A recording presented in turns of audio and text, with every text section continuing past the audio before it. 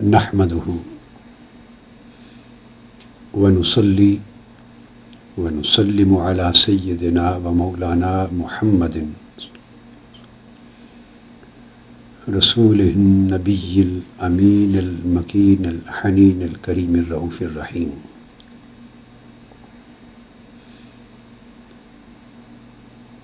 अम्मा बाद, बिस्मिल्लाहिर रहमानिर रहीम। मुअज़्ज़ज़ सामीन व नाज़रीन, अल्हम्दुलिल्लाह ताला अल्लाह जल्ल मजदुहु का शुक्र है जिसकी तौफ़ीक़ से हम तसव्वुफ़ और तालीमात सूफ़िया के मौजू पर कुरान और सुन्नत की रोशनी में बिलखुसूस और फिर आसार सहाबा व ताबईन, आसार अतबा ताबईन और अक़वाल आइम्मा सलफ़ सालिहीन, इनकी रोशनी में हम इस मौजू पर एक सिलसिलावार गुफ्तगू कर रहे हैं। और इस ज़िमन में हमारा मौजूए कलाम पिछली कई नशिस्तों से तसव्वुफ़ की हकीकत और माहियत चला आ रहा है, जिसमें हमने 3-4 नशिस्तों में सिर्फ़ इस सब्जेक्ट पर अल्लामा इब्न तैमिया की कुतुब का मुताला किया, बिलखुसूस फ़तावा मजमुअतुल फ़तावा इब्न तैमिया की जिल्द 11 का, और बाद अज़ां इमाम अश-शेख शिहाबुद्दीन उमर अस-सुहरवर्दी रहमतुल्लाह ताला अलैह की किताब अवारिफ़ुल मआरिफ़ का मुताला किया, और उसका मुताला अभी तसव्वुफ़ की तारीफ़ और इसकी हकीकत और माहियत के बयान में बाकी है, जो इंशाअल्लाह ताला हम आगे चल के मज़ीद करेंगे जब हम इमाम अबुल क़ासिम अल-कुशैरी रहमतुल्लाह ताला अलैह का रिसाला अल-कुशैरिया का मुताला करेंगे, तो उसके साथ बाद अज़ां उसको जोड़ेंगे इंशाअल्लाह ताला। आज तसव्वुफ़ की हकीकत व माहियत के बयान के सिलसिले में ही मैं गुफ्तगू शुरू कर रहा हूँ इमाम जलालुद्दीन सयूती रहमतुल्लाह ताला अलैह की तहक़ीक़ से। आपने अगर तसलसल से इन तमाम नशिस्तों को सुना है, समा किया है, गौर से समझा है, तो आप इस बात को जान गए होंगे कि कुरान और हदीस के साथ साथ इस मौजू को वाज़ेह करने के लिए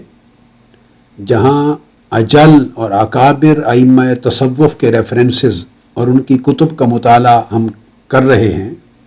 साथ ही साथ जलील और कदर आइम्मा इल्म, आइम्मा हदीस, आइम्मा अक़ीदा, आइम्मा फ़िक़्ह व तफ़सीर, उनकी कुतुब का मुताला भी हम साथ जारी रखे हुए हैं, दोनों को साइड बाई साइड, ताकि ये बात ज़हन नशीन हो सके कि तसव्वुफ़ का सब्जेक्ट सिर्फ़ सूफ़िया का ही नहीं या सिर्फ़ अहले तसव्वुफ़ ही का अक़ीदा इस पर नहीं है, बल्कि जमी अहले इल्म और आइम्मा हदीस, तफ़सीर, आइम्मा फ़िक़्ह व अक़ीदा, तमाम के तमाम तबक़ात हर दौर में तसव्वुफ़ और सूफ़िया की तालीमात पर न सिर्फ़ अपना पुख्ता अक़ीदा रखते रहे हैं, बल्कि वो हमेशा तसव्वुफ़ का दिफ़ा और इसका इस्बात अपनी तहक़ीक़ात में करते रहे हैं। और जो तसव्वुफ़ पर हमले हुए, इसके ऊपर इत्तेहामात, तोहमत लगी, या बाज़ लोगों ने तशब्बुह यानी झूठी मुशाबहत इख्तियार करके अहले तसव्वुफ़ होने का दावा किया, और उनके गलत कलाम और गलत अक़वाल की वजह से तसव्वुफ़ पर इल्ज़ाम आया, तो ये तसव्वुफ़ का दिफ़ा भी करते रहे हैं और उन तशब्बुहात का रद्द भी करते रहे हैं। تاکہ تصوف کا جو مقدمہ ہے اور صوفیاء کا جو کیس ہے وہ ہر دور میں بالکل کرسٹل کلیئر ہوتا چلا جائے۔ اسی سلسلے میں آج میں امام جلال الدین سیوطی رحمۃ اللہ تعالی علیہ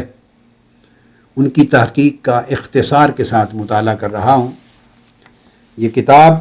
امام جلال الدین سیوطی کی تصنیف ہے جو میرے ہاتھ میں ہے، اس کا نام ہے تأیید الحقیقت العلیہ و تشیید الطریقۃ الشاذلیہ۔ یہ بات ذہن نشین رہے کہ امام جلال الدین سیوطی رحمۃ اللہ علیہ صاحب تفسیر جلالین، صاحب در منصور اور صاحب الجامع الصغیر اور الاحظ القیاس، جلی صاحب تاریخ الخلفاء، جلیل القدر کتب حدیث میں، تفسیر میں، صاحب الحاوی للفتاوی، فقہ میں، عقائد میں، ان کے مصنف کوئی 500 کتب کے مصنف اور اپنی صدی کے مجدد امام جلال الدین سیوطی رحمۃ اللہ علیہ جو ایک جلیل القدر اتھارٹیز میں سے ہیں۔ وہ خود بھی نہ صرف یہ کہ متصوف تھے بلکہ طریقہ شاذلیہ میں بیعت تھے، وہ صاحب اجازت و خلافت تھے اور صاحب تصوف، صاحب سلوک، صاحب معرفت، صاحب ولایت تھے۔ حضور نبی اکرم صلی اللہ علیہ وآلہ وسلم کی حالت بیداری میں آقا علیہ السلام کی کچہری میں حاضری دینے والے اولیاء اللہ میں سے بھی تھے، اور یہی حالت امام شرف الدین نووی رحمۃ اللہ تعالی علیہ کی بھی ہے جو صاحب ریاض الصالحین ہیں اور صاحب شرح مسلم ہیں۔ امام نووی رحمۃ اللہ علیہ جلیل القدر اہل کرامات صوفیاء اور اولیاء میں سے تھے۔ تو امام شاذلی نے اس لیے تصوف کی پوری حقیقت پر کتاب لکھی ہے اور اس کے بعد طریقہ شاذلیہ کے بعض اہم امور اس کا اثبات ثابت کیا ہے اور تصوف پر اعتراض کرنے والوں کے اعتراضات کو رد کیا ہے اس کتاب میں۔ یہ کتاب تأیید الحقیقت العلیہ دار القلم العربی کی چھپی ہوئی ہے، سوریہ کی۔ میرے پاس جو نسخہ ہے طبع اولیٰ ہے 2002 کا۔ اب اس کا مقدمہ جو صفحہ 8 پر شروع ہوتا ہے، جو امام جلال الدین سیوطی نے مقدمہ لکھا ہے اس تصوف کی کتاب پر، تصوف کی تائید میں، اس کے ابتدائی کلمات ہی تصوف کی حقیقت و ماہیت اور تصوف کی شرعی حیثیت و اہمیت کو سمجھنے کے لیے بڑے مفید ہیں۔ امام سیوطی فرماتے ہیں اعلم وفقنی اللہ و ایاک، اے قاری، اے بندے، اے طالب علم، جان لے اللہ تعالیٰ مجھے اور آپ کو توفیق سے نوازے۔ فرماتے ہیں ان علم التصوف فی نفسہ علم شریف، کہ علم تصوف اپنی ذات میں، اپنے نفس میں، اپنی حقیقت اور ماہیت کے اعتبار سے ایک بڑا بلند رتبہ علم ہے، علم شریعت ہے۔ رفیع قدرہ، اس کی قدر و منزلت بڑی بلند ہے۔ سنی امرہ، اور اس کا جو امر ہے، اس کے جو احکام ہیں، اس کی تعلیمات ہیں، وہ بڑی بابرکت ہیں، بلند ہیں، بابرکت ہیں۔ انہیں اللہ رب العزت نے بڑی قدر و رفعت اور عظمت و منزلت عطا کی ہے تصوف کی تعلیمات کو۔ اور پھر لکھتے ہیں لم تزل ائمۃ الاسلام وہداۃ الانام قدیما وحدیثا یرفعون منارہ ویجلون مقدارہ ویعظمون اصحابہ ویعتقدون اربابہ فإنہم اولیاء اللہ وخاصتہ من خلقہ بعد انبیائہ ورسلہ۔ یعنی مقدمہ کی ابتدا یہاں سے کر رہے، فرماتے ہیں کہ ائمہ اسلام تمام زمانوں میں بغیر انقطاع کے، بغیر کسی بریک کے، بغیر استثناء کے اور امت مسلمہ کے جتنے ہدات یعنی ہادی آئمہ اور اکابر اور اسلاف آئے ہیں وہ سارے قدیماً و حدیثاً قرون اولیٰ سے لے کر آج کے ہمارے زمانے تک ہمیشہ تصوف اور اس کی تعلیمات کی بلند مرتبت کو، اس کے بلند مرتبے کو، عظیم رتبے کو تسلیم کرتے رہے ہیں اور اس کو بلند مقام دیتے رہے ہیں، اس کی تعظیم اور اکرام کرتے رہے ہیں اور اہل تصوف کی تعظیم کرتے رہے ہیں اور تصوف اور متصوفین پر کامل عقیدہ رکھتے رہے ہیں، اس لیے کہ یہ صوفیاء اولیاء اللہ ہوتے ہیں اور اللہ کے بندگان خاص ہوتے ہیں اور ان کا مقام اور رتبہ انبیاء علیہ السلام اور رسول اعظام کے بعد مخلوق میں سب سے بلند ہوتا ہے۔ یہاں یہ بات واضح کر دوں کہ جب وہ کہتے ہیں کہ انبیاء کرام اور رسول اعظام کے بعد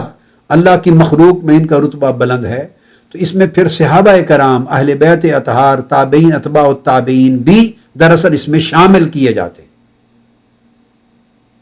کہ ان کے اندر ہر چند کہ وہ اصطلاح ان کے لیے استعمال یہ ہوتی ہو یا نہ ہوتی ہو، مگر وہ ان تمام خاصیتوں کے اور ان تمام اوصاف کے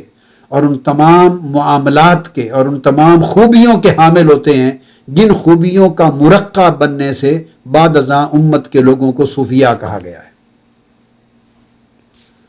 اور پھر وہ بیان کرتے ہیں غیر انہ دخل فیہم قدیما و حدیثا دخیل تشبہوا بہم ولیسوا منہم وتکلموا بغیر علم و تحقیق فضلوا وضلوا واضلوا۔ کہتے ہیں کہ یہ امر بھی اس کے ساتھ ساتھ چلا ہے، چونکہ تصوف بڑا بلند رتبہ علم شریعت ہے، اس کی تعلیمات بڑی عظمت والی، قدر و منزلت والی تعلیمات ہیں، اور قرون اولیٰ سے لے کر امام سیوطی فرماتے ہیں ہمارے دور تک، عہد حاضر تک ہمیشہ امت کے اکابر ائمہ اس کو مانتے رہے ہیں، اس پر عقیدہ رکھتے رہے ہیں، اہل تصوف کا احترام، تعظیم اور ان کی عقیدت ان سب کے دلوں میں ہمیشہ تسلسل کے ساتھ قائم رہی ہے۔ فرماتے ہیں اس وجہ سے پہلے زمانوں میں بھی اور آج کے زمانوں میں جو لوگ صوفیاء نہ تھے انہوں نے دخل اندازی بھی کی ہے، انہوں نے صوفیانہ لباس اوڑھ کر، تشبہوا بہم، صوفیانہ مشابہت اختیار کر کے، صوفیاء والی شکل و صورت اپنا کر جھوٹے طور پہ طبقہ صوفیاء میں داخل ہونے اور طبقہ صوفیاء میں شامل ہونے کا دعویٰ کرنے کا عمل اختیار کیا ہے۔ جھوٹے دعوے کیے ہیں کہ ہم بھی صوفیاء ہیں، ہم صوفی ہیں، ہم اہل تصوف ہیں، اور اپنی تعلیمات کو تصوف کی طرف منسوب کیا ہے، اس لیے کہ تصوف ایک بلند رتبہ شے تھی، اس کی عقیدت، اس کا احترام، اس کا ادب، اس کی قدر و منزلت اور اس کی تعظیم و تکریم چونکہ ہر دور میں رہی ہے اسلام کے، ان کی اس قدر و منزلت کی وجہ سے لوگوں میں یہ حرص اور لالچ بھی ہوا ہے جو صوفیاء نہ تھے اور صوفیاء جیسے کریمانہ اخلاق کے حامل نہ تھے اور صوفیاء جیسے شریفانہ اعمال اور احوال کے حامل نہ تھے، کہ وہ عزت اور قدر و منزلت اپنے دور میں لوگوں کی نگاہ میں پانے کے لیے اپنے آپ کو صوفیاء ظاہر کریں اور اہل تصوف میں شامل کریں۔ اور یہ دنیا میں ہوتا ہے، جب کوئی اصل، کسی چیز کی اصل بڑی قیمتی اور اونچے درجے کی ہوتی ہے تو لوگ اس کی نقالی کیا کرتے ہیں۔ ہیرا، ڈائمنڈ چونکہ بڑی قیمتی اعلیٰ چیز ہے تو پھر اس کی نقالی، اس کے نقل دنیا میں، مارکیٹ میں پائے جاتے ہیں۔ جیولری کی قدر و منزلت ہوتی ہے تو پھر اس کے بعد آرٹیفیشل جیولری، آرٹیفیشل ڈائمنڈز، یہ آرٹیفیشل پرلز یہ پائے جاتے ہیں۔ موتی چونکہ اعلیٰ قدر و منزلت والی قیمتی شے ہے تو پھر جعلی موتی، مصنوعی موتی بنائے جاتے ہیں، ہر چیز اس طرح ہوتی۔ تو وہ فرماتے ہیں امام جلال الدین سیوطی کہ یہی معاملہ تصوف اور صوفیاء کے ساتھ بھی ہوا ہے کہ ہر دور میں کچھ لوگوں نے اپنے آپ کو غلط طور پہ منسوب کیا ہے تصوف کی طرف، جبکہ لیسوا منہم، وہ صوفیاء میں سے نہ تھے، اور انہوں نے صوفیاء کی زبان اور بولی اختیار کر کے بغیر علم و تحقیق کے کلام کیا ہے، سو وہ گمراہ ہوئے، پھسل گئے اور لوگوں کو بھی گمراہ کیا اور پھسلایا۔ اور پھر فرماتے ہیں کہ ان میں سے کچھ لوگ وہ تھے جنہوں نے فقط اس میں تصوف پر اکتفا کیا، بس اپنے آپ کو صوفی کہا، اہل تصوف کا نام اپنایا اور اس نام کا ٹائٹل کا اپنا لینے کے بعد لوگوں کو اس تشبہ کی بنیاد پر مغالطہ لائق ہوا، اور ایسے کلام کہے جو تصوف کا حصہ نہ تھے، اور انہی میں سے بعض اوقات حلول و اتحاد کا کلام ہے، جس کو عام طور پہ بنیاد بنا کر لوگ تصوف کا رد کرتے یا اس کا انکار کی جرت کرتے ہیں، کہتے ہیں کہ وہ تصوف کی نہ تعلیمات تھیں، نہ ہیں، نہ کبھی ہوگی، نہ صوفیاء کے عقائد کا حصہ تھا حلول و اتحاد۔ صوفیاء سے بہتر تو موحد صاحب توحید حضور علیہ السلام کی امت میں کوئی طبقہ نہیں تھا جس کی توحید اتنی اعلیٰ، منزہ، مصفہ اور بلند رتبہ اور صاف ستھری اجلی ہو جو صوفیاء کے پاس توحید تھی۔ اب اس کے بعد اس کی ماہیت اور اس کی حقیقت کی تائید میں وہ بیان کرتے ہیں الاصل فی علم الحقیقت احادیث و آثار۔ پھر وہ بیان کرتے ہیں اگلی پہلی فصل سے کہ یہ تصوف جو ہے علم حقیقت اس کا نام دیا ہے، اس کی بنیاد جیسے قرآن مجید تو ہم بیان کر چکے ہیں اور ان کے ریفرنسز بھی کوٹ کر چکے ہیں۔ فرماتے ہیں امام جلال الدین سیوطی کہ آقا علیہ الصلوۃ والسلام کی احادیث مبارکہ اور آثار صحابہ یہ تصوف کے اس علم حقیقت کی بنیاد ہے۔ یہاں انہوں نے سورہ کہف کی آیت کریمہ بھی کوٹ کی، سیدنا موسیٰ علیہ السلام اور سیدنا خضر علیہ السلام ان کی ملاقات کا جو واقعہ آیا ہے، اور قرآن مجید کو کوٹ کر کے ساتھ صحیح بخاری اور صحیح مسلم کی متفق علیہ حدیث کو یہاں فصل نمبر 1 میں اور فصل نمبر 2 میں کوٹ کیا ہے۔ وہ کہتے ہیں کہ علم تصوف اور علم حقیقت کی اصل میں سے، اصول میں سے یہ حدیث نبوی ہے جس کو شیخان نے یعنی امام بخاری اور امام مسلم دونوں نے جس کی تخریج کی ہے، یعنی یہ حدیث متفق علیہ ہے، عن ابی بن کعب رضی اللہ تعالی عنہ، جس کے راوی ابی بن کعب رضی اللہ تعالی عنہ۔ پھر یہ حدیث انہوں نے کوٹ کی ہے، اور یہ حدیث متفق علیہ صحیح بخاری میں کتاب العلم میں بھی آئی ہے، حدیث نمبر 122 ہے کتاب العلم صحیح بخاری کے اندر، اور یہ صحیح بخاری کی کتاب التفسیر میں بھی آئی ہے۔ سورہ کہف کی اسی آیت کریمہ کی تفسیر کرتے ہوئے امام بخاری اس حدیث کو پھر لائے ہیں۔ حل اتبعک علی ان تعلمنی مما علمت رشدا قال انک لن تستطیع معی صبرا۔ اور یہ پورا کا پورا مقام جو 2 رکوع تک غالباً اس سے بھی زیادہ چلتا ہے، وہ پورا مقام صحیح بخاری میں حدیث پاک میں حضور علیہ الصلوۃ والسلام سے فرمودہ اس حدیث میں درج کیا گیا، اور صحیح مسلم میں بھی آئی ہے یہ حدیث دوبارہ، یعنی اور وہ فضائل خضر علیہ السلام کے باب میں امام مسلم نے ان کو روایت کیا ہے۔ تو حدیث کو امام جلال الدین سیوطی نے کوٹ کیا ہے، مگر میں صحیح بخاری سے براہ راست آپ کو بتا رہا ہوں۔ صحیح بخاری کی کتاب العلم حدیث نمبر 122 جو کہ عبداللہ ابن عباس رضی اللہ تعالیٰ عنہ کا ان سے بھی مروی ہے، ابی بن کعب رضی اللہ تعالیٰ عنہ آقا علیہ الصلوۃ والسلام سے روایت کرتے ہیں، بطریق سعید ابن جبیر رضی اللہ تعالیٰ عنہ یہ حدیث آئی ہے۔ عبداللہ بن محمد روایت کرتے ہیں، امام بخاری ان سے روایت کرتے ہیں، وہ حضرت سفیان سے، وہ حضرت عمر سے، وہ سعید ابن جبیر سے، وہ عبداللہ ابن عباس سے علی ذی القیاس۔ تو امام بخاری روایت کرتے ہیں آقا علیہ الصلوۃ والسلام کا یہ فرمان مبارک کہ جب موسیٰ علیہ السلام نے سوال کیا کہ کیا، ان سے پوچھا کہ ای الناس اعلم، کہ ان سے زیادہ بھی علم رکھنے والا دنیا میں کوئی شخص ہے، تو اس کے جواب میں اللہ رب العزت کی طرف سے وحی آئی، فأوحى اللہ الیہ ان عبدا من عبادی بمجمع البحرین هو اعلم منک۔ تو اللہ رب العزت نے وحی بھیجی ہے موسیٰ علیہ السلام، میرے بندوں میں سے ایک بندہ یعنی خضر علیہ السلام، وہ بندہ ایسا بھی ہے جسے تیری ملاقات اس مقام پر ہوگی جہاں 2 دریاؤں کا سنگم ہے، مجمع البحرین کے مقام پر، اس کو ہم نے ایک خاص علم عطا کیا ہے، اس میں وہ تم سے زیادہ صاحب علم ہے۔ اب اس کا پورے قرآن مجید میں آگے تذکرہ آتا ہے، طویل مضمون ہے قرآن مجید میں، کہ وہ حضرت یوشع بن نون کو ساتھ لے کے چل پڑے اور مچھلی ان کے ساتھ تھی، کٹی ہوئی، بھنی ہوئی، پکی ہوئی کھانے کے لیے۔ اور جب اس مقام پہ پہنچے جو مجمع البحرین تھا، جہاں دو دریا آپس میں مل رہے تھے، اور وہ قیام گاہ تھی سیدنا خضر علیہ السلام کی کا مقام تھا، تو وہاں وہ مچھلی پر جب پانی لگا اس مقام پر، تو وہ مچھلی کٹی ہوئی، بھنی ہوئی، پکی ہوئی، جو کھانے کے قابل تھی بطور سالن، وہ زندہ ہو کے پانی میں سرنگ بناتے ہوئے دوڑ گئی۔ یہ سب قرآن مجید میں آیا ہے، پورا واقعہ قرآن مجید سورہ الکاف میں ہے۔ آگے گئے، موسیٰ علیہ السلام نے حضرت یوشع بن نون سے کہا کھانے کا، انہوں نے عرض کیا حضرت میں بھول گیا، مچھلی تو وہاں جب دو دریاؤں کے سنگم پہ ہم رکے تھے زندہ ہو کے بھاگ گئی تھی۔ تو اس پر قرآن مجید میں ارشاد آتا ہے کہ موسیٰ علیہ السلام نے کہا ذالک ما کنا نبغی فرتدا علی آثارہما قصصا، کہ یہی وہ جگہ تھی جس کی تلاش میں ہم نکلے تھے، جہاں مردہ مچھلی زندہ ہو گئی۔ تو پھر انہی قدموں کے نشانوں پر واپس پلٹ کے وہاں آ گئے۔ فوجدا عبدا من عبادنا آتیناہ رحمتا من عندنا وعلمناہ من لدنا علما، جب اس مقام پر پہنچے تو پھر وہاں انہوں نے ہمارے بندوں میں سے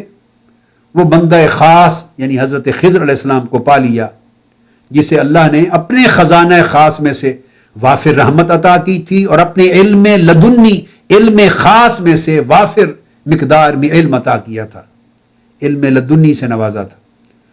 اب یہ قرآن مجید کی آیات کریمہ کی تفسیر حضور نبی اکرم صلی اللہ علیہ وسلم نے فرمائی، جو بخاری مسلم میں متفقن علیہ آئی ہے۔ جب وہاں پہنچے تو موسیٰ علیہ السلام نے ان سے فرمایا حل اتبعک علی ان تعلمنی مما علمت رشدا، یہ بھی قرآن مجید کے، مگر حدیث میں اس کو بیان کیا جا رہا ہے کہ اے خضر میں تمہارے ساتھ چلتا ہوں تو کیا مجھے وہ علم سکھاؤ گے جو علم خاص اللہ رب العزت نے آپ کو عطا کیا ہے؟ انہوں نے جواب میں کہا انک لن تستطیع معی صبرا، وہ تو میں سکھاؤں گا، آپ میری مصاحبت میں چلیں، مگر میں بتانا یہ چاہتا ہوں کہ آپ میرے واقعات جو مجھ سے صادر ہوں گے، جو مختلف ایونٹس ظہور پذیر ہوں گے، آپ ان پہ صبر نہیں کر سکیں گے۔ یہاں وہ حدیث کے الفاظ ہیں آقا علیہ السلام کے، جن کو بخاری شریف کی حدیث کے ذریعے امام جلال الدین سیوطی، امام ابن حجر عسقلانی، امام قسطلانی، امام عینی،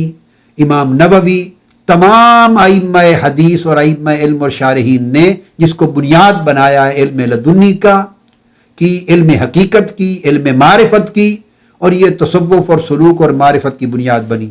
اس پر جو حدیث پاک کے لفظ ہیں، حضرت خضر علیہ السلام ان کا قول ہے، موسیٰ علیہ السلام سے کہتے ہیں یا موسیٰ انی علی علم من علم اللہ تعالی علمنیہ لا تعلمہ انت وانت علی علم علمکہ اللہ لا اعلمہ۔ فرماتے ہیں کہ اے موسیٰ، میں ایک ایسے علم کے ساتھ قائم ہوں، ایک ایسے علم کے ساتھ نوازا گیا ہوں جو من علم اللہ، جو اللہ کے علم میں سے ہے، ایک حصہ خاص سے میں نوازا گیا ہوں، اور اللہ منی، اللہ نے وہ بطور خاص وافر مقدار میں اتنا خزانہ مجھے عطا کیا ہے، لا تعلمہ انت، کہ تو اس علم کو یعنی کاملاً اتنا نہیں جانتا جتنا مجھے عطا کیا گیا۔ یہ علم لدنی تھا۔ یہ اسی طرح ہے جیسے آپ کو وانت علی علم علمکہ اللہ، آپ ایک ایسے علم پر قائم ہیں جو اللہ رب العزت نے بطور خاص آپ کو عطا کیا ہے، لا اعلمہ، اور جتنا آپ کو وہ علم عطا کیا گیا ہے اس قدر مجھے نہیں ملا، اتنا میں نہیں جانتا۔ یہ وہ ایک خاص جملہ ہے۔ قرآن مجید کی آیات بھی کثیر ہیں اس پر۔ پھر آگے 3 واقعات آتے ہیں، وہ کشتی کو توڑ دینا، پھر ایک بچے کو مار دینا، پھر ایک گاؤں میں گرتی ہوئی دیوار کو کھڑا کر دینا۔ وہ سب علوم غیبیہ ہیں اور علوم لدنیہ کی بنیاد پر صادر ہونے والے واقعات ہیں۔ اینڈ پر سیدنا خضر علیہ السلام ان تینوں واقعات کی تعبیر بیان کرتے ہیں، مگر یہ وہ خاص جملہ ہے جسے ائمہ حدیث نے، اور اس وقت چونکہ امام جلال الدین سیوطی کو کوٹ کر رہا ہوں، یہ میرے پاس صحیح بخاری کی کتاب ما فتح الباری تھی، امام ابن حجر عسقلانی کی فتح الباری، تو انہوں نے بھی اسی کو بیان کیا ہے اور تمام ائمہ علم نے جسے بنیاد بنایا ہے وہ یہ کہ امام سیوطی فرماتے ہیں کہ یہ جو بیان فرمایا گیا کہ جو اللہ رب العزت نے مجھے علم لدنی عطا کیا ہے وہ جمی سارا کا سارا آپ کے پاس نہیں، اور اللہ تبارک و تعالیٰ نے جو علم آپ کو عطا کیا ہے علم احکام شریعت وہ سارا کا سارا میرے پاس نہیں۔ اس کا مطلب وہ کہتے ہیں لا ينبغي لك ان تعلمه، آپ کی ضرورت یہ نہ تھی کہ وہ آپ سارا علم حاصل کرتے، اور میری ضرورت یہ نہ تھی کہ میں اس سارے علم کے ساتھ مالا مال کیا جاتا۔ تو یہ حافظ ابن حجر عسقلانی نے بھی اور باقی ائمہ حدیث نے بھی اس کو ڈسکس کر کے اس حدیث کو اور اس واقعہ کو بیان کیا کہ یہ علم لدنی کی بنیاد ہے، اور امام سیوطی کہتے ہیں یہ علم شریف التصوف کی، علم حقیقت اور تصوف کی بنیاد۔ پھر اگلی فصل نمبر 3 میں امام جلال الدین سیوطی بخاری اور مسلم کی ایک اور متفق علیہ حدیث جس پر ہم تفصیلی گفتگو کر چکے ہیں، حدیث احسان، اس کو بنیاد بناتے ہیں اور تصوف کی حقیقت و ماہیت الاحسان کو قرار دیتے ہیں۔ اب بعض لوگوں کے ذہنوں میں یہ خیال آتا ہے، وہ تزکیہ کو بھی مانتے ہیں چونکہ تزکیہ قرآن کی اصطلاح ہے، احسان کو بھی مانتے ہیں چونکہ احسان بھی قرآن مجید کی اصطلاح ہے، اور معنی خاص میں لفظ احسان کو حضور علیہ الصلوۃ والسلام نے خود استعمال فرمایا ہے جبرائیل امین علیہ السلام کے سوال کے جواب میں، دین کے 3 مرتبے بیان کرتے ہوئے مرتبہ اولا، پہلا مرتبہ اسلام کا، اس کے بعد دوسرا اوسط مرتبہ ایمان کا اس سے بلند، اور اس کے بعد تیسرا اعلیٰ عرفہ اتم مرتبہ سب سے اونچا احسان کا۔ الاحسان ان تعبد اللہ کانک تراہ فإن لم تکن تراہ فإنہ یراک، کہ احسان وہ منزل، وہ مرتبہ اور وہ حال ہے کہ گویا آپ اللہ کی جب عبادت کریں تو یہ حال نصیب ہو گویا آپ اللہ کے حسن مطلق کا جلوہ کر رہے ہیں، اس کے حسن کا نظارہ کر رہے ہیں، مشاہدہ کر رہے ہیں اللہ کا، اور اگر یہ حال اور یہ کیفیت آپ کے قلب اور باطن کو نصیب نہ ہو سکے تو کم سے کم پھر یہ حال ہو کہ اللہ تمہیں دیکھ رہا ہے، تمہارا مشاہدہ کر رہا ہے۔ یعنی احسان اس اعلیٰ مرتبہ باطنی، مرتبہ روحانی اور مرتبہ قلبی کا نام ہے جہاں انسان یا تو درجہ مشاہدہ پر ہوتا ہے یا درجہ مراقبہ پر ہوتا ہے۔ اب اس حدیث احسان کو لوگ مانتے ہیں مگر وہ یہ سمجھتے ہیں کہ شاید تزکیہ اور احسان ایک الگ شے ہے، تصوف ایک الگ شے ہے۔ بعض ذہنوں میں یہ خیال آتا ہے کہ شاید یہ استدلال کہ اس تزکیہ اور احسان کو تصوف کا نام دے دینا یہ آج ہم نے وضع کیا ہے، ہمارے دور کی کوئی اصطلاح ہے جو تصوف کو ثابت کرنے کے لیے قرآن اور حدیث سے ان اصطلاحات کا انہوں نے سہارا لے لیا ہے۔ تو میں یہ واضح کرنا چاہتا ہوں یہ قطعی طور پہ آج کسی نے سہارا نہیں لیا، ہمیشہ سے ائمہ حدیث، ائمہ علم، ائمہ عقیدہ، ائمہ فقہ اسی احسان کو ہی تصوف کی بنیاد قرار دیتے رہے، اور احسان کو اور تزکیہ کو ہی تصوف کی حقیقت و ماہیت قرار دیتے رہے، اور ان کو قطعی طور پہ جدا نہیں بناتے رہے۔ اس لیے میں نے کوٹ کیا کہ فصل نمبر 3 پھر امام جلال الدین سیوطی تصوف کی بنیاد اور اس کی حقیقت و ماہیت کے لیے ایک سورہ کہف کی آیتوں کو اور بخاری مسلم کی متفق علیہ حدیث جس میں وضاحت آئی ہے علم لدنی کو لائے ہیں کہ علم لدنی یہ تصوف اور صوفیاء کے پاس جو علوم خاص اور احوال خاصہ ہوتے ہیں ان کی بنیاد قرآن میں یہ علم لدنی ہے جس کی تفصیل حدیث بخاری اور مسلم میں آئی۔ اب فصل نمبر 3 میں وہ کہتے ہیں کہ یہ جبرائیل علیہ السلام والی حدیث میں جو احسان آیا ہے یہ تصوف کی حقیقت و ماہیت ہے، اصل تصوف یہ ہے، اور تصوف کی پوری عمارت اس تصور احسان پر قائم ہے۔ تو یہ فصل نمبر 3 پہ امام سیوطی اس کا استدلال کر رہے ہیں، اور پھر وہ بخاری مسلم کو کوٹ کر کے امام ابو اسماعیل الحروی رحمۃ اللہ تعالی علیہ صاحب منازل السائرین، پھر انہوں نے ان کو کوٹ کیا ہے کہ امام حروی نے منازل السائرین میں بھی، یہ امام سیوطی نے کوٹ کیا ہے، نے بھی منازل السائرین میں یہ بیان کیا ہے کہ یہ جو طائفہ صوفیاء ہے، طبقہ صوفیاء، ان کے مذہب یعنی تصوف کا جامع مضمون یہی احسان ہے، یعنی پورا کا پورا تصوف کا اپنی جامعیت کے ساتھ، اپنی ہمگیریت کے ساتھ اپنی ٹوٹیلٹی کے ساتھ اگر دیکھنا ہو تو اس کی اصل پوری الاحسان میں ہے، جو حدیث بخاری اور مسلم میں آیا ہے۔ وہ کہتے ہیں کہ اس لیے کہ اس طریقہ تصوف کا خاص کمال جو ہے وہ کمال معرفت اور دوام مراقبہ ہے، جس کو آقا علیہ السلام نے صریحاً اپنی زبان مبارک سے بیان کر دیا۔ پھر امام جلال الدین سیوطی اسی تصوف کی حقیقت و ماہیت کو کوٹ کرتے ہوئے آگے فصل نمبر 4 میں، اگلی فصل میں جا کر امام قطب الدین قسطلانی رحمۃ اللہ تعالی علیہ ان کی کتاب التصوف کو کوٹ کرتے ہیں۔ اب یہ امام قطب الدین قسطلانی بھی جلیل القدر ائمہ علم، ائمہ حدیث، ائمہ فقہ، ائمہ کلام اور ائمہ عقیدہ میں سے ہو گزرے ہیں، اور یہ امام قسطلانی جو شارح بخاری ہیں ان سے بہت پہلے کے ائمہ میں سے ہیں، بہت پہلے کے ائمہ میں سے ہیں۔ تو یہ امام قسطلانی کو کوٹ کرتی ہیں، ان کی کتاب التصوف، ان کو کوٹ کر کے کہتے ہیں کہ تصوف کی حقیقت و ماہیت وہ اس حدیث پر بھی قائم ہے جو حضرت سعید ابن مسیب سے مرسلاً مروی ہے اور حضرت انس ابن مالک رضی اللہ تعالیٰ عنہ سے مرفوعاً مروی ہے، جس میں آقا علیہ السلام نے فرمایا العلم علمان،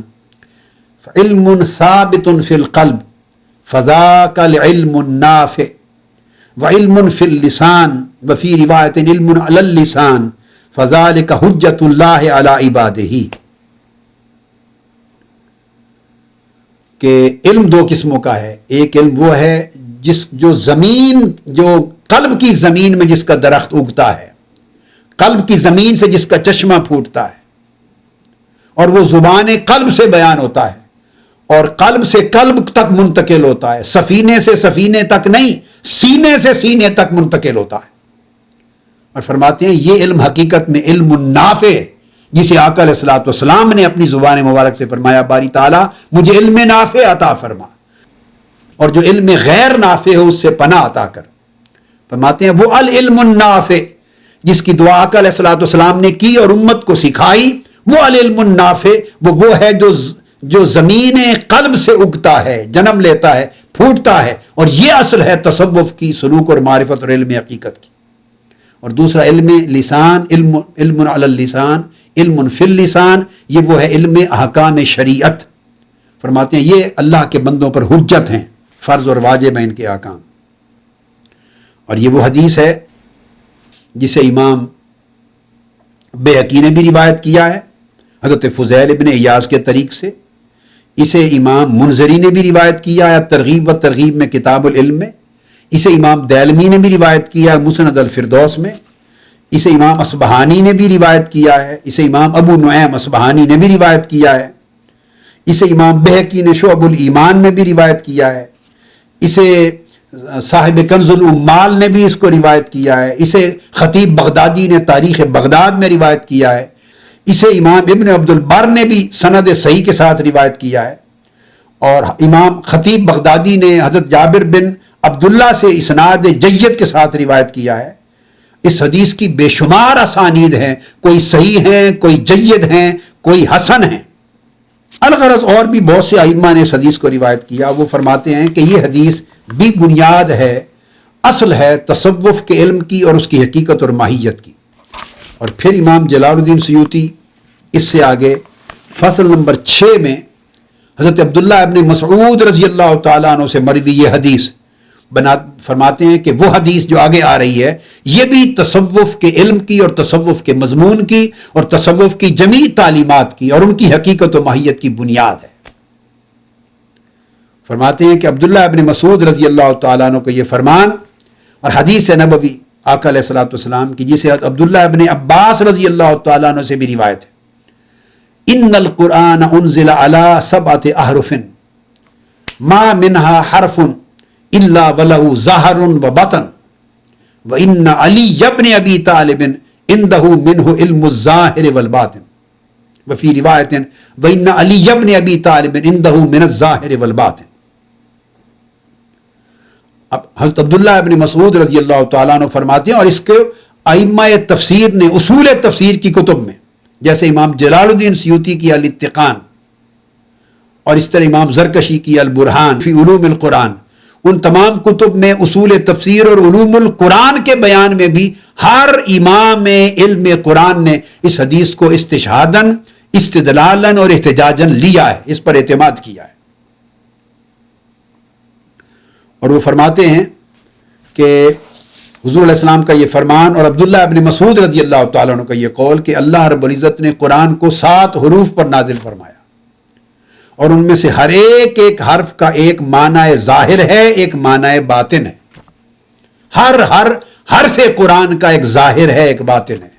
اور فرماتے ہیں کہ اللہ رب العزت کے فضل سے آقا علیہ السلام کی بارگاہ سے فیض لینے والے صحابہ کرام نے جدا جدا خیرات بطور خاص حظ وافر کے طور پہ پائی۔ سیدنا علی المرتضیٰ کو اس علم قرآن کی خیرات حظ وافر کے طور پہ اتنی ملی کہ قرآن مجید کی ہر آیت کے ہر حرف کا علم ظاہر بھی حضرت علی کی گود میں ہے اور علم باطن بھی حضرت علی کی گود میں۔ اللہ پاک نے ان کو جامع علم ظاہر والباطن بنایا۔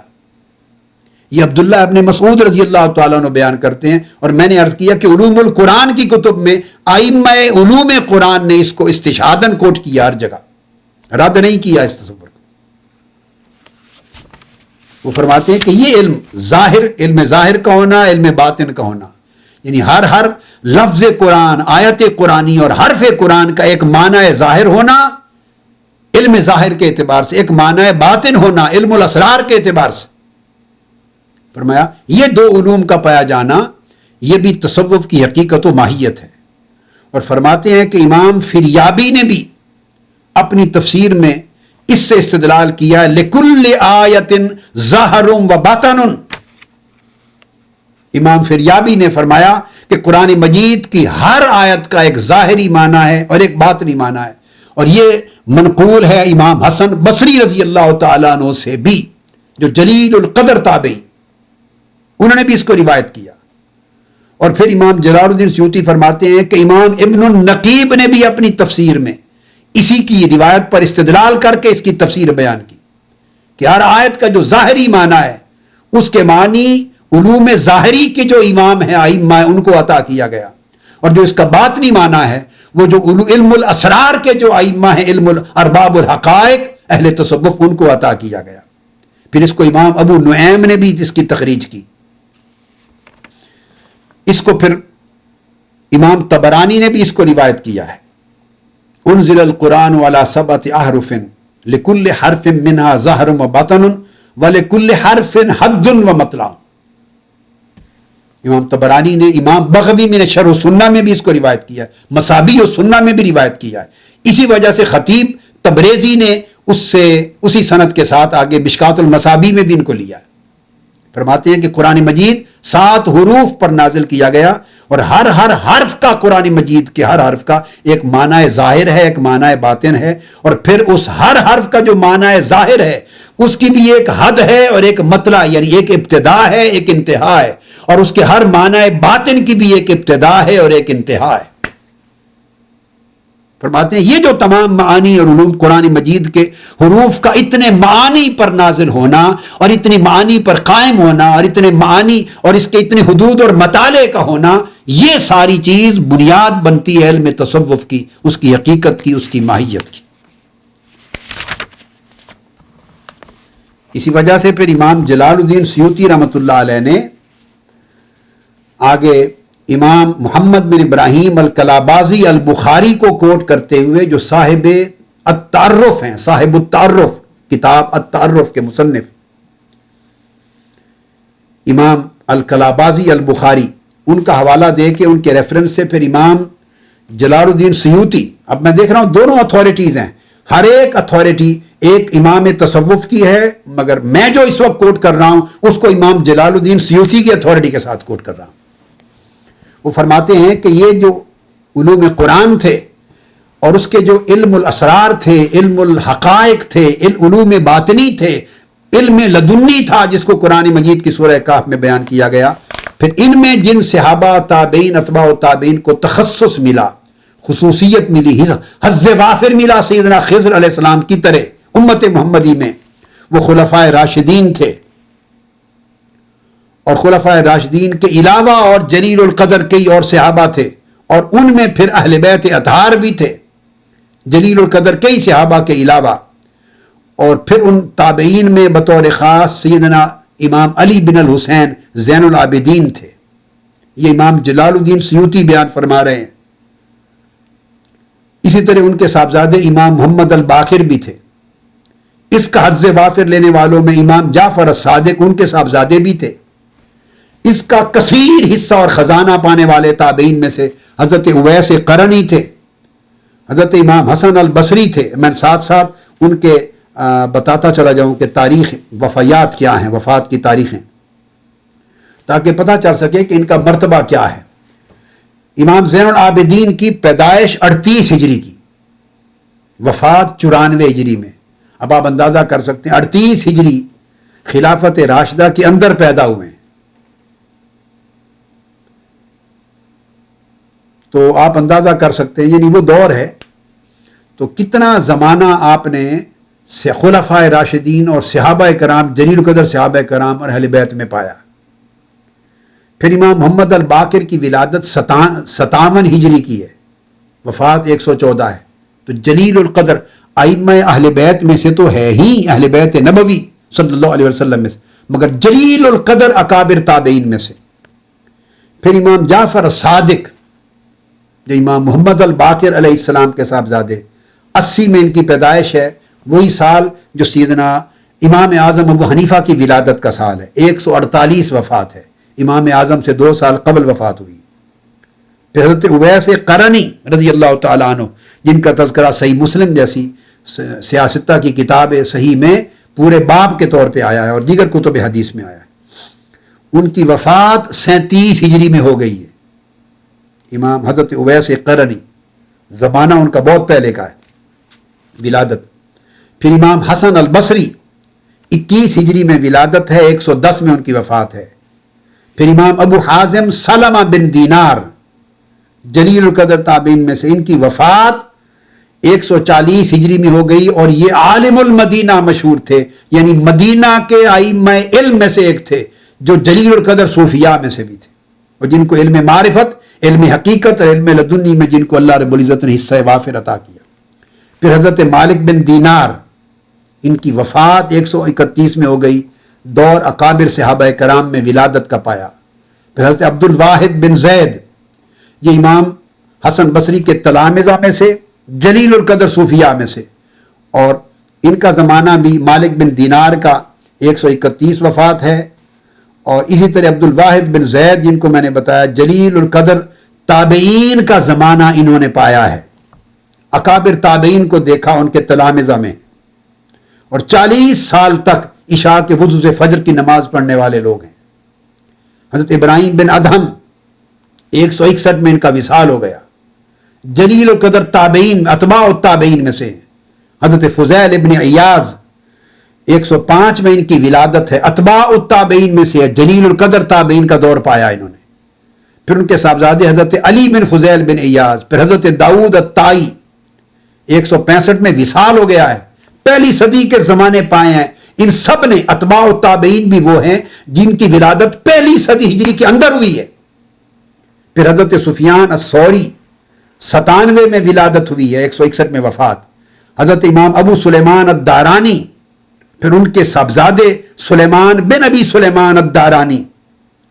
یہ جلیل القدر ائمہ۔ پھر اس طرح احمد بن ابی الحواری، پھر حضرت ذوالنون مصری علی ذی القیاس، بہت سے نام لیے ہیں صحابہ کرام کے، تابعین کے، اتباع التابعین کے اور ائمہ اہل بیت کے۔ فرمایا یہ مؤسسین علم تصوف ہیں، یہ بانیان علم تصوف ہیں، بانیان ہیں تصوف کے، طریقت کے، سلوک کے، معرفت کے، جن کو اللہ رب العزت نے آقا علیہ السلام کی بارگاہ سے حصہ وافر اور حظ عظیم عطا کیا، علم لدنی کا، علم معرفت کا، علم الحقائق کا، اور جو تصوف کے علم کے بانی اور مؤسس بنے۔ پھر جلیل القدر ائمہ اس تصوف کے علم سے استناد لیتے رہے، استناد کرتے رہے، حاصل کرتے رہے، جیسے امام ابن الصلاح۔ اب آپ اندازہ کریں، جو مقدمہ اصول حدیث کا عظیم الشان مقدمہ جو متن ہے، ٹیکسٹ بک ہے، اس کے مصنف ہیں امام ابن الصلاح الامام الحافظ تقی الدین بن الصلاح الشہرزوری، جو مقدمہ فی اصول الحدیث کے مصنف ہیں اور علوم الحدیث کی کتاب کے بہت بڑے عظیم الشان مصنف ہیں۔ اب وہ تصوف کے ساتھ اپنی پوری سند بیان کرتے ہیں اور فرماتے ہیں کہ شافعی اور محدثین اپنے اپنے زمانے کے اماموں نے خرقہ تصوف پہنا کیونکہ اس سے قرب حاصل ہوتا ہے، اور فرماتے ہیں کہ خود مجھے بھی خرقہ تصوف اور خلافت تصوف حاصل ہے، اور میں نے اسناد عالی کے ساتھ تصوف کا خرقہ اکابر ائمہ تصوف سے پہنا۔ یہ بات کہنے والے وہ امام تقی الدین بن صلاح ہیں جو صاحب المقدمہ ہیں، جن کی کتاب اصول حدیث میں مقدمہ بطور سند بطور ٹیکسٹ ہر کسی نے پڑھی ہے، اور اس کتاب پر یا شرح لکھی ہے بات کے آنے والے ائمہ نے، یا اس کا اختصار اور اس کو سمرائز کیا ہے امام نووی جیسے ائمہ نے اور امام جلال الدین سیوطی جیسے ائمہ نے۔ کسی نے التقریب کے نام پر امام نووی نے اسی مقدمہ ابن الصلاح کو مختصر کیا ہے، اور التدریب کے نام پر امام سیوطی نے مقدمہ ابن الصلاح کی آگے سمرائز کیا ہے امام نووی کی تقریب سے آگے التدریب۔ یہ وہ ٹیکسٹ بک ہے اصول حدیث کی کہ ہر محدث اس کا محتاج رہا ہے، ہر محدث یا اس کی کومنٹری لکھتا رہا ہے یا اس کی سمری لکھتا رہا ہے، ہر محدث نے یہ اس کی شرح کی ہے یا اس کا اختصار کیا ہے۔ وہ اتھارٹی ہے، وہ کہتے ہیں مجھے خرقہ خلافت حاصل ہے، خرقہ تصوف حاصل ہے، اور میری سند عالی ہے تصوف میں، اور فرماتے ہیں کہ مجھے امام ابو الحسن المؤید بن محمد الطوسی نے البصنی الخرقہ خرقہ تصوف پہنایا میرے شیخ نے، اور انہوں نے کہا کہ انہوں نے ہبت الرحمن ابی سعید بن ابی القاسم القشیری سے خرقہ خلافت پہنا، انہوں نے امام ابو القاسم القشیری صاحب الرسالہ سے خرقہ تصوف پہنا،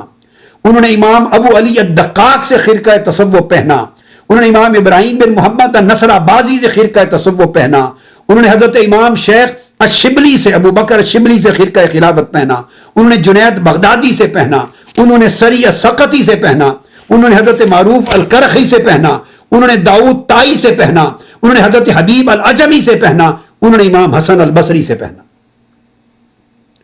اب یہ میں نے آپ کو کسی صوفی کی تصوف کی کتاب سے کوٹ نہیں کیا، اولاً تو امام جلال الدین سیوطی کو کوٹ کر رہا ہوں ان کی کتاب تائید الحقیقت العلیہ سے، اور وہ اس فصل نمبر 10 میں امام ابن الصلاح کا پوری فصل ان کے اوپر قائم ہے، ان کی سند بیان کر رہے ہیں تصوف میں ائمہ تصوف کی اور خلقہ خلافت تصوف پہننے کی۔ آپ اسے اندازہ کر لیں کہ یہ علم تصوف کا کتنا شریف علم شریعت ہوگا، کتنا معتمد علیہ ہوگا، کتنا اس کے اوپر اجماع ہوگا امت کے ائمہ کا، اس کی حقیقت کے شرعی ہونے پر، اس کی ماہیت کے شرعی ہونے پر، اس علم کے اوصاف، اس کی تعلیمات کے شرعی ہونے پر، کہ جلیل القدر ائمہ علم اور ائمہ حدیث اس کی سند لیا کرتے، اور ان سے بلند پایا پھر امام ابن الصلاح سے بلند پایا امام عبد الغافر الفارسی جو راوی ہے صحیح مسلم کے،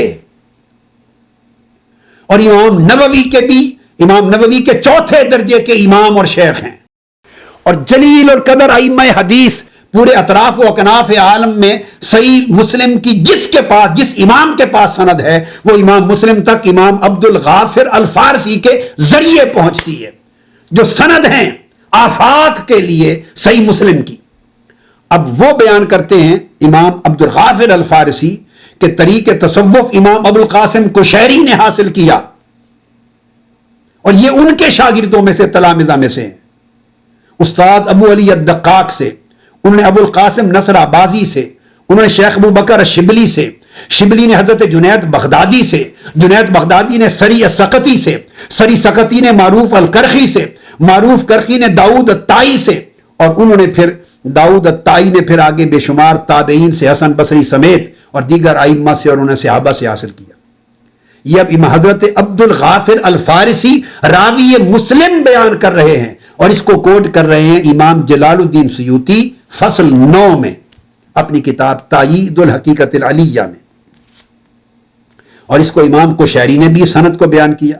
اور امام شعرانی نے طبقات الکبریٰ میں بھی بیان کیا، اور امام ابن الملقن نے طبقات الاولیاء میں بھی بیان کیا، امام ابو نعیم نے حلیت الاولیاء میں بھی بیان کی۔ تو آج کی گفتگو ہم یہاں پر ختم کرتے ہیں کہ اس اتنی بڑی اسانید کے بیان سے علم تصوف پر، خرقہ خلافت تصوف پر، رسوم تصوف پر، تعلیمات تصوف پر، احوال تصوف پر، طرق تصوف پر اور سلاسل تصوف پر اتنے جلیل القدر ائمہ علم اور ائمہ حدیث کی اتھارٹیز کیا سند ہونے کے لیے کافی نہیں ہے کہ علم تصوف کی حقیقت و ماہیت عین مغز دین اور عین مغز شریعت ہے، اور قطعی طور پہ یہ اس سے جدا کوئی شے نہیں، ورنہ علم شریعت اور علم حدیث اور علم فقہ اور علم عقیدہ کے امام اس کو رد کر دیتے. اور یہ وہ ائمہ ہیں جن کی ٹیکسٹ بک پر پوری دنیا، شرق تا غرب دنیا علم کا اعتماد ہے، خواہ اس کا تعلق کسی بھی مسلک اور عقیدہ سے ہو، وہ اہل حدیث کہلائے، سلفی کہلائے، اہل سنت کہلائے، دیوبندی کہلائے، بریلوی کہلائے، حنفی ہو، شافعی ہو، مالکی ہو، حنبلی ہو. علم حدیث اور اصول حدیث میں ایک مکتب فکر بھی اہل سنت کا اور سلفیہ کا ایسا نہیں جو ان ائمہ کی کتب سے ہٹ کر اس کے پاس کوئی اور کتاب ہو بطور ٹیکسٹ بک، جن کو میں نے کوٹ کیا ہے. انشاءاللہ اس مضمون کا اگلا حصہ جو ہے امپورٹنٹ، وہ ہم اگلی نشست میں بیان کریں گے. وما علینا الا البلاغ. شیخ الاسلام ڈاکٹر محمد طاہر القادری کے آفیشیل یوٹیوب چینل کو سبسکرائب کریں اور بیل آئیکن کلک کریں.